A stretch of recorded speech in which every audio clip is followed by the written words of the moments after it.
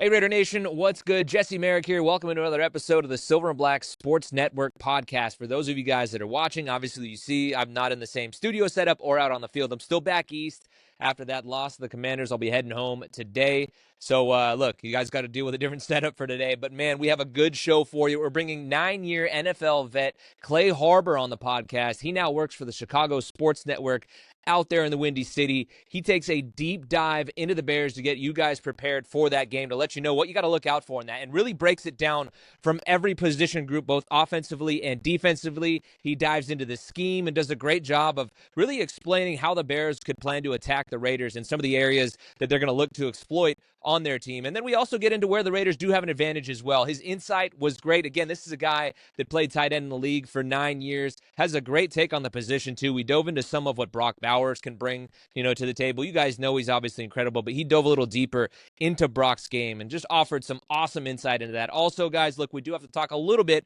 about that loss to the Commanders, but then we will flush it quickly and, again, move on to the Bears. Unlike the guys on the team, we don't have to study the film too much. We know just how bad it was, but we'll talk a little about the offensive line and what Pete had to say on Monday about what possibly be coming their way along the offensive line and how they go about correcting that. So, with that, let's get it all rolling.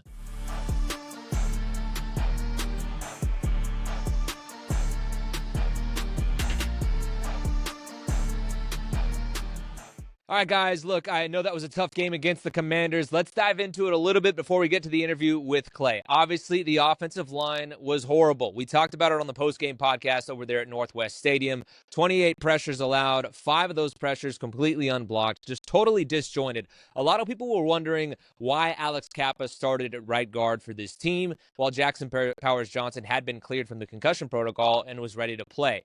After the game, Pete said that they just kind of felt like giving Jackson a little more time and wanted to keep the continuity of the offensive line up front with Alex Kappa being in there since he had played against the Chargers. They were coming off a bit of a short week, 5 days of rest, 6 days of rest, however we want to look at it, coming off of that Monday Night Football game against the Chargers. And so they thought that was the best move. Pete admitted that didn't quite work out for them. And then in his press conference yesterday, he noted the fact that now they just need to get Jackson Powers-Johnson back involved. Now, he has been adamant that it is a competition at right guard there, but it's very clear that they want Jackson out there. They think he's one of their better offensive linemen, or at least a part of that starting offensive line. Look, we all know it's been a weird way they've handled his, usage throughout the year, and the fact that it's a competition there is a head scratcher. Having said that, he is not going to be at center. He will be the right guard, so expect that to be the case. I know a lot of people want to see him move back to center. It's very clear that this staff doesn't see that being the case. They like Jordan Meredith being there, and Pete was asked about the changes along the offensive line, how you go about doing that, and he just said, hey, look, we're working on some things, but we've got the guys that we've got, so don't expect any new faces to be coming in here. It's not the easiest thing in the world to just pull some bodies off of the street and insert them into a new thing. They haven't been there for training camp and everything. And I understand that the guys that are there that have played right now have been there through all of training camp, and they just put together that performance. But, look, as much as I hate to say it, give it a little time. It's only 3 games in. I know that was one of the worst performances I've ever seen from an offensive line, so I'm not trying to minimize what they did. It was horrible, point blank, period. I have been honest about that and upfront about it since the game was done. It was tough to watch, but this is taking some time. New quarterback, new, running back, new line, new scheme, new O-line coach. A lot of people I know have been calling for Pete Carroll to fire his son, Brennan Carroll. Look, I don't think that's going to happen either, because what's your option? You're going to throw Philbin out there? And I understand that the Raiders did play better along the offensive line with basically the same group, as the tail end of the season went on. So, let's see how they look in this game against the Bears before we really do go sounding the alarm. Again, a lot of talent on that Washington front seven, and I know I was sitting here saying that I thought the Raiders were going to be able to establish the run against that group. Obviously, a big miss for me on that part, and the offensive line has a ton of work to do. We just saw so many times, like I said, the fact that there were 5 unblocked pressures. They're obviously having issues diagnosing what the defense is doing to them. Now, again, as we talk to Clay, you guys will see that there's not going to be a ton of disguising and things like that from the defense, from Dennis Allen, their defensive coordinator. But, it's going to be interesting to see how they are employed and how they go about attacking this Raiders front, because they have struggled a lot with stunts and identifying those blocks and just letting guys become free rushers. So, look, the offensive line needs to look way better. The Bears have struggled against the run. Maybe, just maybe, this is the game they can get it going and kind of change things. That's going to be a key to the game. But we'll see how it all goes. Again, like I said, though, the Raiders are going to be rolling with the group they have along the offensive line, and I don't think that's the wrong move.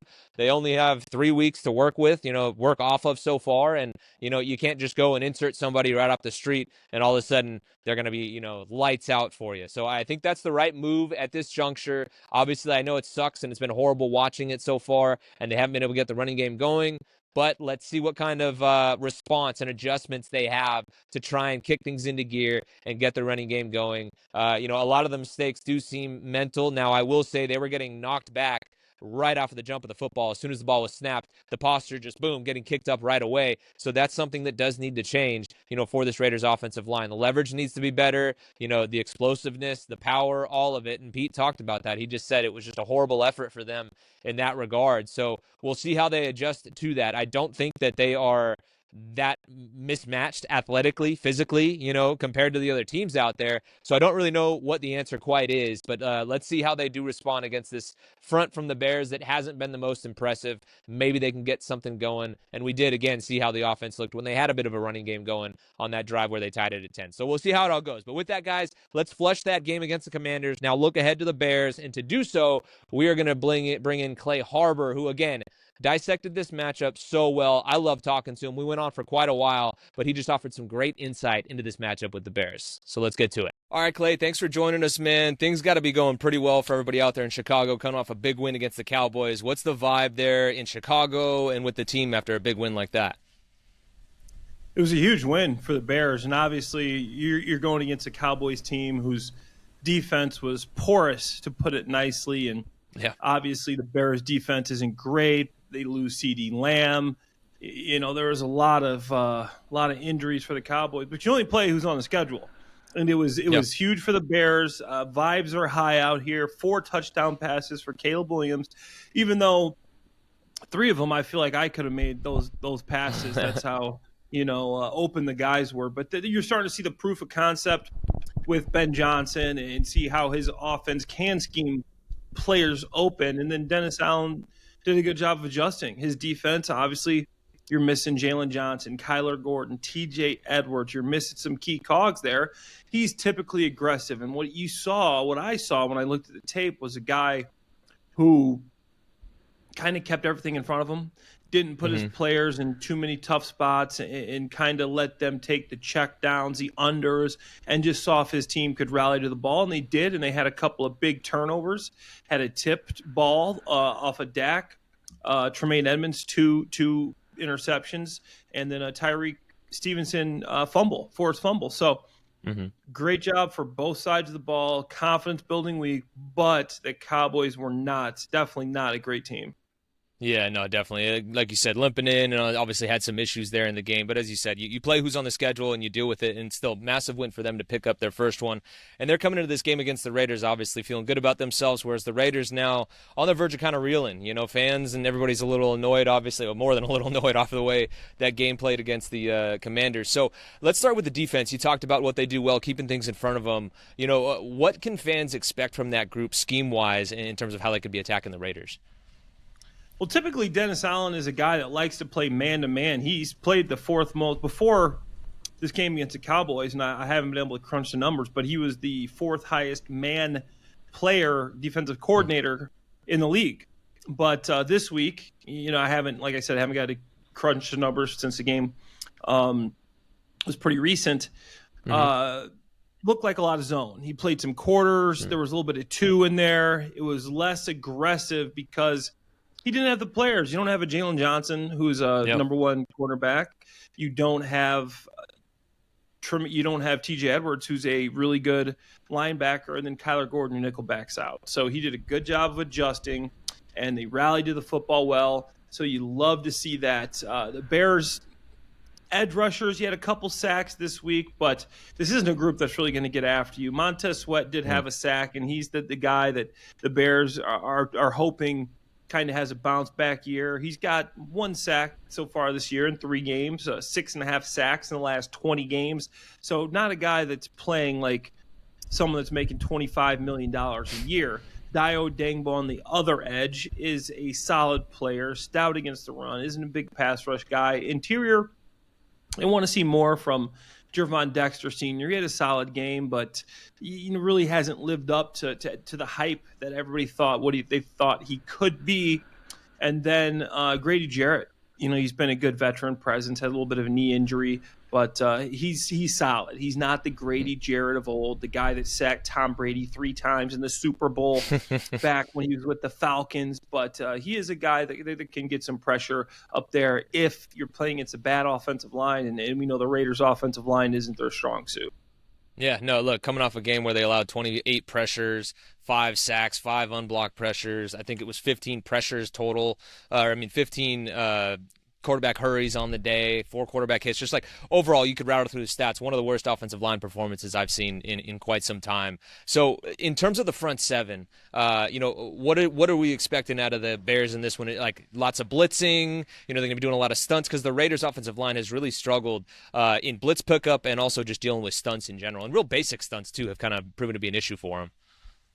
Yeah, you'll see probably less blitzing again this week unless something miraculous happens. You see TJ and Kyler come back, but you'll see a lot of stunts. You will see stunts. You will see games.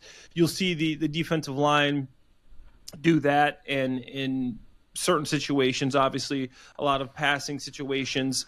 Not a ton of blitzing from this team. I don't foresee that. The first couple weeks, they did blitz a little bit, but I think Dennis Allen is going to get away from the man-to-man type schemes that he's played because he saw how much better that his team was without doing that. So I don't think you're going to see a ton of blitz.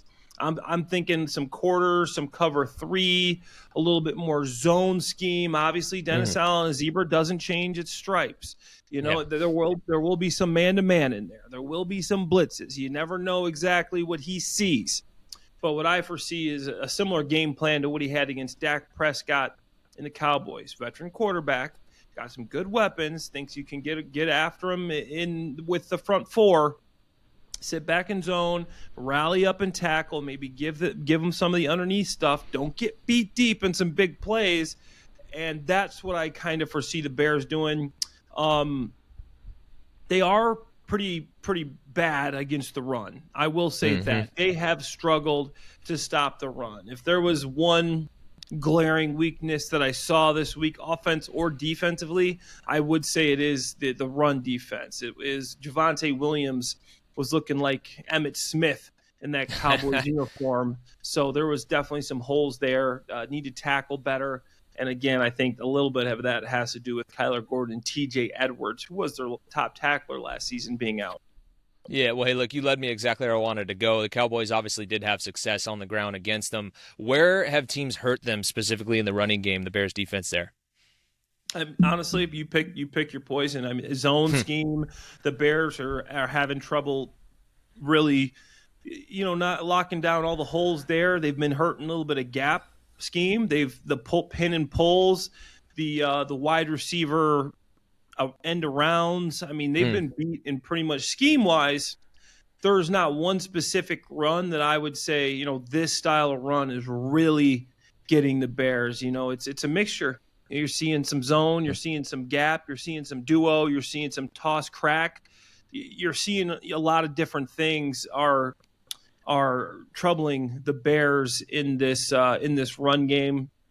If I had to pick one, I would say honestly just straight ahead inside zone or just straight downhill gap scheme. I mean, even when the Bears do get penetration, it feels like they'll get penetration, but they lose their gap integrity, and then you have a cutback lane, and the play busts for 8-9 yards. So there's still a lot to be desired in the run game for the Bears. Yeah, hey, that's music. Yeah, that's music to the ears to Raiders fans, especially after the season, the way it's gone so far, particularly in the game against the Commanders. They averaged 0.6 yards before contact, so Genty was getting hit in the backfield early and often. So they're hoping they can get it going against a team, like you said, that's really struggled against the run. You mentioned no Jalen Johnson. How much of an impact do you think that has, for these guys, for the Bears in this game and kind of just going down the season as well? Like, what's their answer to replace him? It's huge because Dennis Allen can't call the defense the way he wants to call the defense. He's a guy that has, obviously as a head coach, people think Dennis Allen wasn't very successful. he wasn't. Let's be real. He wasn't that successful, but as a defensive coordinator, he's been really good. The guy knows how to call a defense. He knows how to call plays. He's really good at doing that, but without the dogs that he needs, he can't do that. So now it changes it up to he's just playing a lot softer type defense, soft zone, not coming after guys as much, not as much blitz, but kind of trying to wait for the offense to make a mistake and then to capitalize off it like they did last week. And it does affect him not having Jalen Johnson. And obviously when you're trying to lock down a top receiver, it's hard. And Tyreek Stevenson was a guy who, not this week, but last week, he had when he played against the Lions and Amon-Ra St. Brown, he had a 158.3 passer rating when targeted. That's perfect.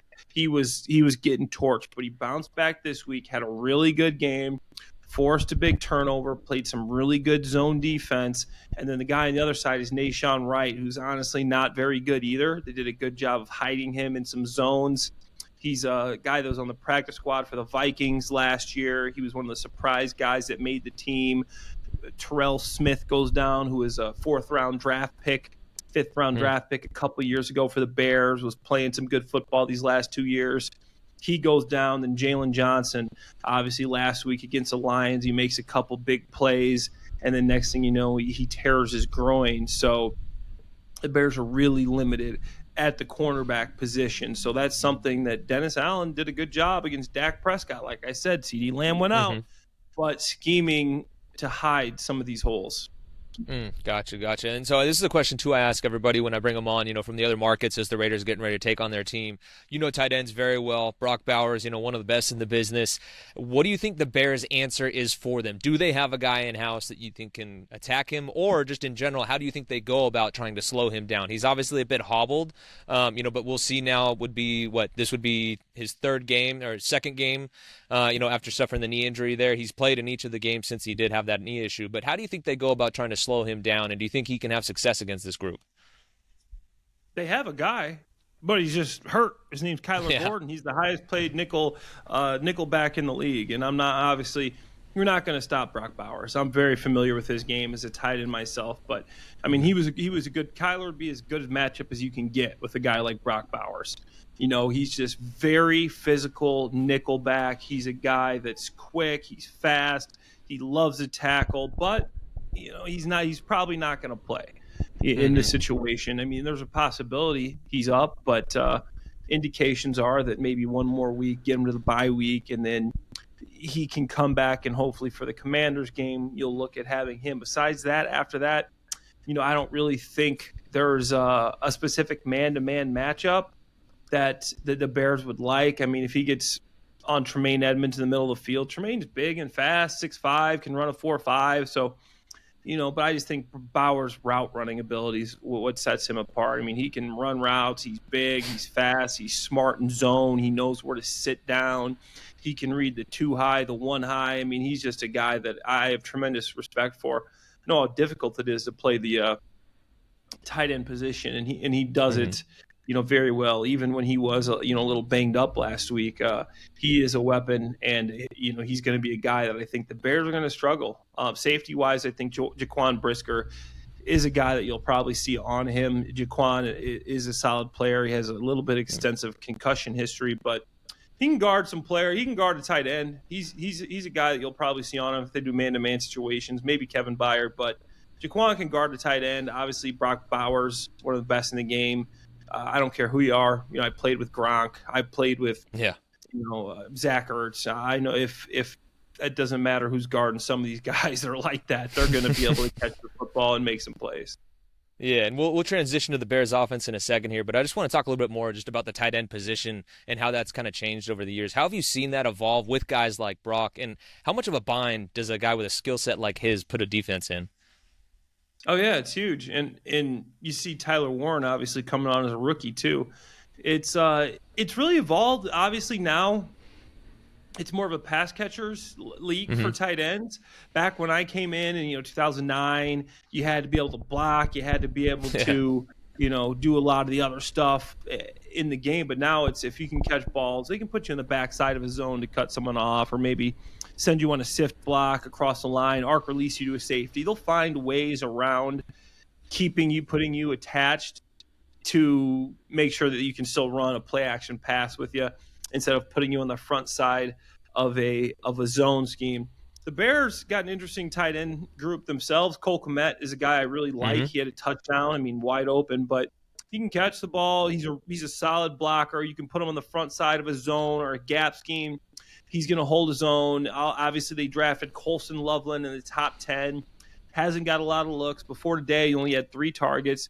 He caught a big pass this last week, but only played a few snaps because he went out with a hip injury. Indications are he's fine and should be ready to go next week, but we'll wait and see on that. The injury report hasn't come out, but just locker room after the game, the vibe that everybody's getting is that he's okay. Loveland is a guy that he can block, he can catch, he can run. I like him. I think he's going to be good. It might take a little time, and the Bears got a lot of weapons to try to feed here. But, as the tight end position as a whole, me, I was a guy that, cut my teeth. I was block and I played fullback. I was H-back. I was slot. I was tight end. I was in line. I was split out. Had to do a bunch of different things, but it's just a position that you can just create so many mismatches. If you're a guy like Bowers or, obviously Michael Mayer, you got a couple of these guys. If you can show that you can block and you can catch passes, it just puts defenses in a bind because you start running the ball and you have a nickel back out there. If your tight end can handle a nickel back, you're gaining a player there. You should be able to handle a nickel back. Then they try to go base defense on you to stop the run, and now what, you got a mismatch. You got one of these guys matched up on a linebacker that can't breathe outside in space, and you should be able to route him up pretty good. So it's an interesting position. Obviously, I'm biased. Difficult position because you got to do so many different things, but I think it's definitely evolving, and I love to see it. Yeah, biased or not, I agree with you, man. I think in terms of offense, like the things that you are asked to do as a tight end in today's game, it's insane. You wear so many different hats, and that's kind of, I think, one of the more, positions that's like a positionless type player. We've seen that become a big thing now on defense as well, but I think the tight ends have kind of spurred that out of the defense because of the versatility and what they bring to the table. So it's been really fun to watch. But let's transition now just to the Bears offense. Obviously, a big day at the office for them, particularly Caleb Williams. Ties a career high, I believe, with 4 touchdown passes against these guys. What did you see out of him in the offense against the Cowboys that leads you to believe maybe they're turning a corner as they start to kind of dive into the rest of the season here? It's tough against the Cowboys because, man, that defense was bad. It looks like they're missing a big-time pass rusher. I wonder where they could find one of those at. Maybe they just sent one off to Green Bay. But, that defense looked bad. There was holes all over the backside of the defense, that zone scheme. Matt Eberflus, I thought he might try to heat up Caleb just because he knows he kind of struggles with the blitz. Nobody knows him better than Matt Eberflus, and he kind of sat back in his zone and just gave up big plays. And I think that Caleb's gaining more confidence. Even in the loss at Detroit, he had a solid game. He got better than he was in Minnesota after that first drive where he actually had some success. So I think this offense and Caleb are getting better. There's a lot of confidence going forward with them. I still think Caleb missed a few passes. I'm not ready to say, okay, this guy has arrived, even though the stats will tell you, hey, this guy's got 7 touchdowns, 1 interception, tied for the league lead in touchdowns. He's had over 140 passer rating. The first guy since Sid Luckman to be tied for the lead in touchdown passes for the Chicago Bears. Everything looks good. He's got over 100 rushing yards, another touchdown there, running the ball well, scrambling, but he's still a work in progress, and I think Ben is still trying to figure him out, but you see the improvement. He's good enough to where he can win some games right now. They're not going to be in contention for the division title, I don't think, here this year. Maybe next year. They're not going to be in contention to win the Super Bowl. Maybe they sneak in the back end of a playoff berth. Highest potential there. But, overall, I think Caleb is playing with more confidence. There's more rhythm. He's getting the cadence down. Those are problems he had issues with. He can play. He's playing better within the constraints of the offense. And we know Ben was kind of a control freak in Detroit, loves that. And he's also still doing some of the special things, moving around, creating some time that only a guy like him can do. Yeah, no, that's really interesting. Obviously, he's a great offensive mind, and it's just kind of taking a bit of time there, but you see the flashes of it for sure. I'll be honest, I haven't had a chance to watch a ton of the Bears, but reading up on Caleb, it sounds like, he's come out with some pretty good starts, but maybe tailed off, again, this game against the Cowboys aside, tailed off in the second half. What's been the biggest issue for him in the second half, and I guess the offense as a whole in that regard? It just feels like they're not making any adjustments. They come out and they have this obviously the script. Every team usually has the first 15. I'm sure you and your listeners are familiar. You go out and you have a scripted amount of plays. And it's not like you always run these 15 plays in a row. You get to a third down, you have to go to your third down script.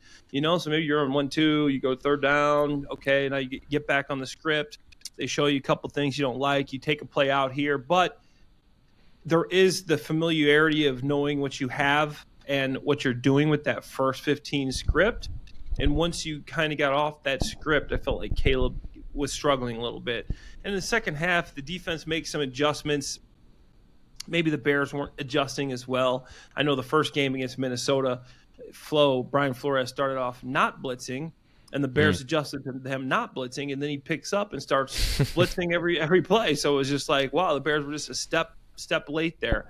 And that really affected Caleb that first week. And then against the Lions, the game looked like a blowout when you look at the score, but honestly, the Bears didn't play as bad as people thought. When I went back and watched it a second time, I said, man, they just had 8 penalties, some tough holding calls here. You give up a one-handed catch to Isaac Tesla right before half, then they score a touchdown with a second left. I mean, there was just some tough breaks they had. So the Lions game was closer than the score indicated. Like I said, I thought Caleb played pretty well. I mean, a couple misses, but he played good enough to get the W, and he's getting better in rhythm with the cadence, and the offensive line that they paid a ton of money to are actually starting to come together. For the first time in his career, Caleb Williams was not sacked. He only got pressured one single time last week, so that was also impressive. Yeah, no, it definitely is. And I'm curious, too, what have you seen? I know they only go for 87 yards against the Cowboys on the ground, but what have you seen from the rushing game as a whole and how Ben Johnson's gone about calling that?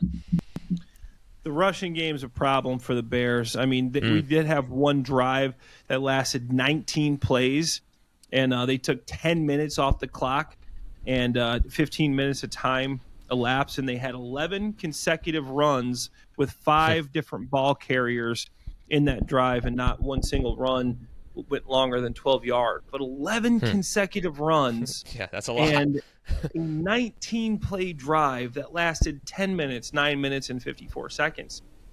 But they haven't been able to get any consistency on the ground. I don't mind DeAndre Swift. I mean, he is who he is, though. He's not a big-time back. He's not going to break a ton of tackles. He's a guy that could catch the ball in space. He's an athlete. He can break off a run here or there, but he's just not a big-time running back, and he's not going to do anything groundbreaking. Their backup is Kyle Monungai, who's a 7th-round pick. I mean, he's okay. He's a guy that can hand the ball off to. He's not going to fumble. He's not going to break any tackles.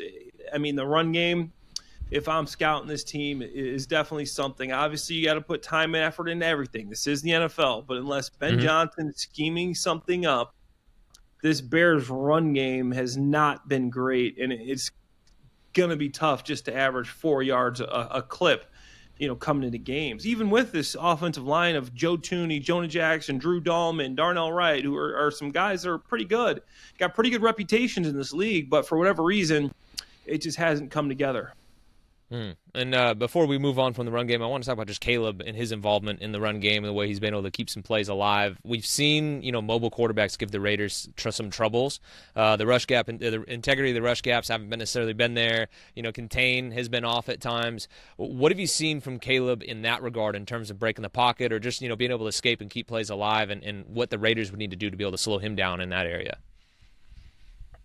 I think he's gotten better, man. He's actually looks faster. He's got the fastest time per next-gen stats of any quarterback this season, which is actually surprising that there are a lot of fast quarterbacks, but the fastest miles per hour. But he's they'll throw in a couple of zone reads a game, and he's done a good job with some of these zone read plays. He scored on a scramble for the first time in his NFL career last week, or I think, against the Lions. So he's gotten better, and he's not a big scrambling quarterback. He's a guy that wants to create time to look downfield, but he will scramble for a first down if he sees it. He's a guy that's going to slide. He's not going to take a hit, but he's capable of getting some running plays here, but not something that they really want to do. It's not like you're going against Justin Fields or Jaden Daniels or some of these quarterbacks, Jalen Hurts even. You're not going to run as much zone read as Jalen Hurts, but he can, in a critical moment, third down, hit you with the zone read or scramble. If you're in man-to-man and your back's turned to the defense, he will run and get 10 yards and get out of bounds. Okay, so we'll see how he fares in that regard. Like I said, the Raiders have struggled a bit there. You did mention the weapons, and I like the weapons that this offense has, particularly in the receiving core, and we'll lump the tight ends into that. How have they gone about attacking defenses, and what should the Raiders really be looking out for in terms of the areas of the field that they like to go after? It all depends. Ben Johnson is really good at finding weaknesses and going after those weaknesses. So that's something that you've seen is like I've tried to piece it together when I'm watching this tape, but against the Cowboys, they're going against the middle of the field a lot, going towards that and the whole shot and the cover two. Matt Eberflus likes to drop in the cover two.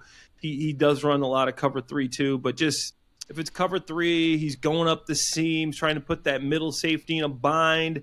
If it's cover 2, maybe taking the soft spot in the center of the field, trying to attack that or the whole shot. The weapons, Rome Odunze seems like he's Caleb's favorite target right now. They've had a lot of chemistry even going back to training camp. Rome isn't like the most twitched up route running guy you'll see, but he's just a solid route running big receiver. He's like a little bit of like the Mike Evans type. Like he's not super athletic like a Justin Jefferson, Jamar Chase, but somehow he's starting to make plays. I'm not saying he's going to be Mike Evans. I mean, the Mike Evans one of the greatest of all time, but they got a similarity there. DJ Moore, he's kind of been a forgotten man a little bit this year. Scored a touchdown last week, had 4 catches. You'll see him in the backfield a little bit. They want to try to get him the ball, get him some space.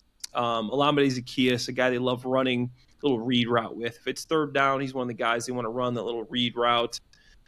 Give him the opportunity to a little option if you're going in, out, really play off the defense. Him and Caleb have a nice they work well together. And then you're starting to see last week Luther Burden, their second round draft pick out of Missouri, who some thought was a first round pick, had a big game. He caught that flea flicker, which was actually a tougher catch than it looked like. A couple other catches, had over 100 yards and a touchdown. So he's going to get involved a little more.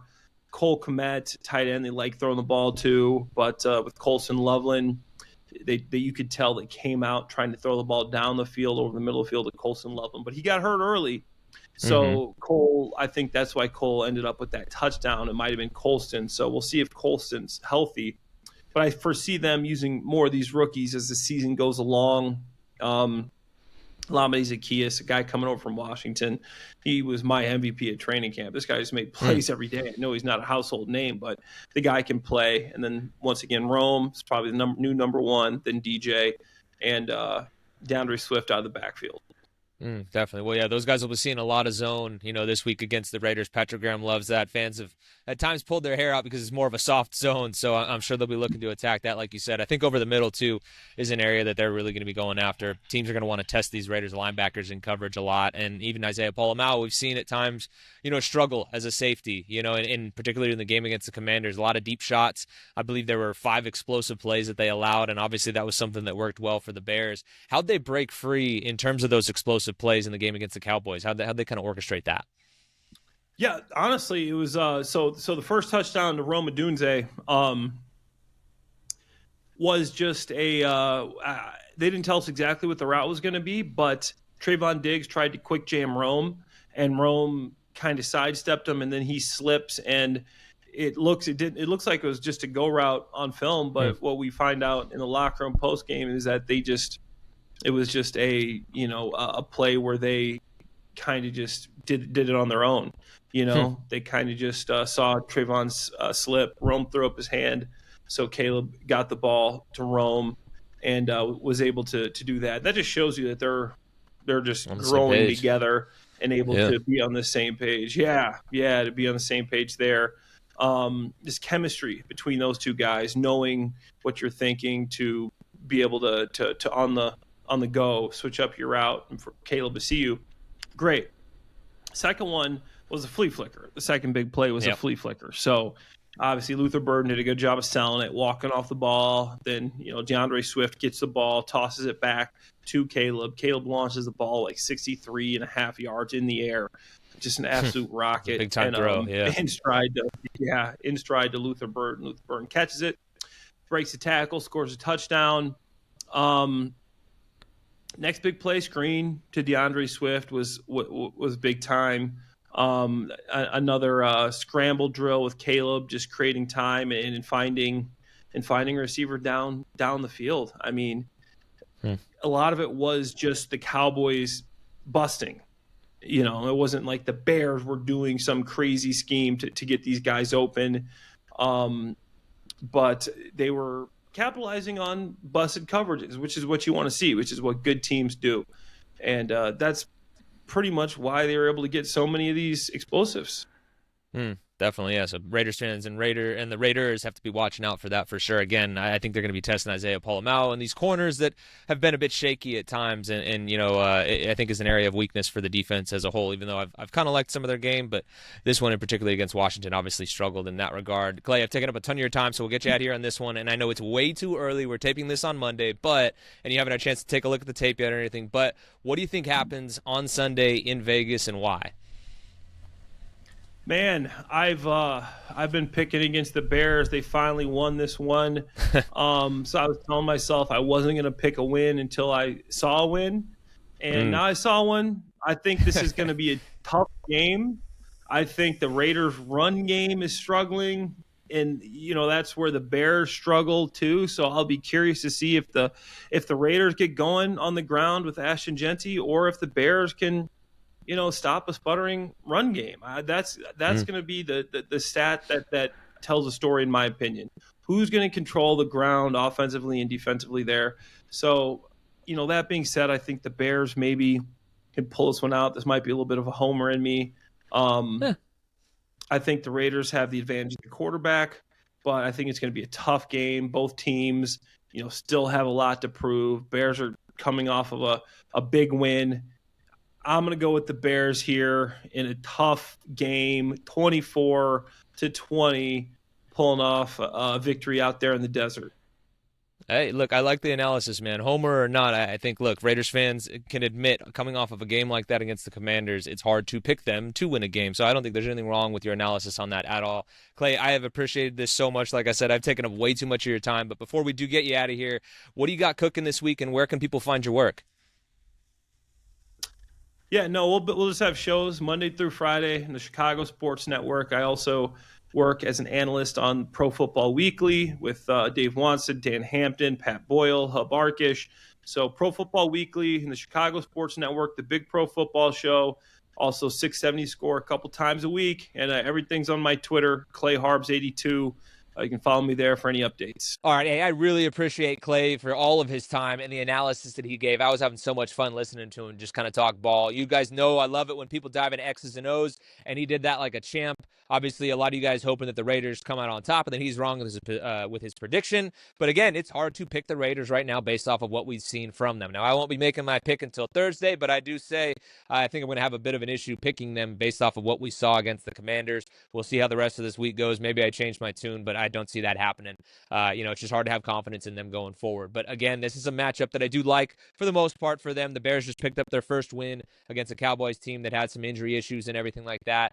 So let's see how this week goes along. I'll start to dive into things a little bit more, look at some tape to the Bears too, and come away with an much more informed take on this game as we do inch closer. But loved the conversation there with Clay. With that, guys, that is all we got for you in the show. As I always say, if you guys are not already subscribed, make sure you do go subscribe to our newsletter at silverandblacksportsnetwork.com. We've got newsletters dropping every Monday, Wednesday, and Friday at 6 a.m., breaking everything down. It's all things Raiders, from the locker room, from the field, game day, all that stuff. Please do go subscribe to that. If you guys want to do it for free, you can get our Friday version. All you do, you throw your email on there, and you will get access to our Friday version of the newsletter as well. That's kind of a recap of the entire week and gets you set heading into the weekend as well. We'll be back on the podcast on Thursday, taking a little bit more of a look at the Raiders and how they could kind of improve certain areas of their game. I'll be lining up a guest for that pretty soon here and trying to give you guys more of a deep dive on how the Raiders can go about just improving and having a much better showing in this game against the Bears. So as always, guys, we do appreciate you watching, listening. The comments, especially on the post-game podcast, were great. You guys are awesome. I love the fact that you guys are enjoying the content. So do please keep commenting. If you're listening to us on any other platforms, make sure you do like the videos, add a 5-star rating, all that good stuff. And it just helps so much as we continue to try and grow this podcast and this platform as a whole that we built here. So thank you guys for being along for the ride so far. I know it ain't always easy rooting for the Raiders and watching all the content and stuff, breaking down a loss when it's that bad of a performance. But man, we do appreciate the support. You guys have been awesome so far. And I love the passion that you guys bring each and every day in the comments, when I see you out at the games, all that stuff. Like, Raider Nation, you guys are freaking awesome. And I love being able to do this all for you guys. So with that, guys, that's all we got for you on the show. And we will catch you again on Thursday morning. Take it easy, guys.